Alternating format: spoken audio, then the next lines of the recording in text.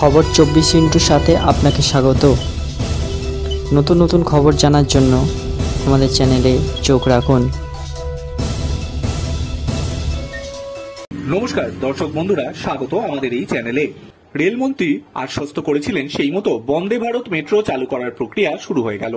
Trial run হয়ে গেল চেন্নাইতে। এদিন চেন্নাইয়ের ভিল্লাকভাকাম স্টেশন থেকে একটি রেকের ট্রায়াল রান করলো রেল। নতুন মেট্রো দেখতে স্টেশনে রীতিমতো ভিড় জমে যায়। ক্যামেরা হাতে ছবিও তুলতে থাকেন অনেকেই। সামনে এসেছে মেট্রোর ভেতরের ছবিও। তফাৎ রয়েছে সাধারণ মেট্রোর কামরার সঙ্গে। দেখা যাচ্ছে রেকের ভেতরটা খানিকটা সাধারণ লোকাল ট্রেনের মতো। সাধারণ মেট্রোর রেকে যেখানে জানলার ঠিক নিচে দুই পাশে মুখোমুখি বসার জায়গা দেখা যায়, সেখানে বন্দে ভারত মেট্রোর রেকের ভেতরে আড়াহাড়িবারে লোকাল ট্রেনের মতো দুই পাশে সিট রয়েছে। দুই পাশে বসতে পারবেন দুজন করে, রয়েছে দাঁড়ানোর জায়গা। তবে সব বন্দে ভারত মেট্রোর কাঠামোই এই ধরনের হবে কিনা তা এখনো জানা যায়নি।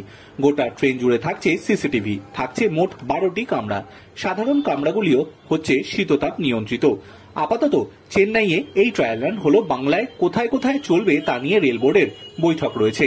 তারপরে নির্দিষ্ট করে জানানো হবে বলে জানানো যাচ্ছে।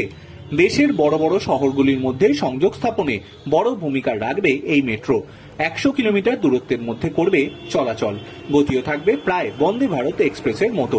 আগেই শোনা গিয়েছিল বাংলায় পথ চড়া শুরু হলে শুরুতেই এই বন্দে ভারত মেট্রো দেখা যেতে পারে শিয়ালদহ কৃষ্ণনগর রুটে।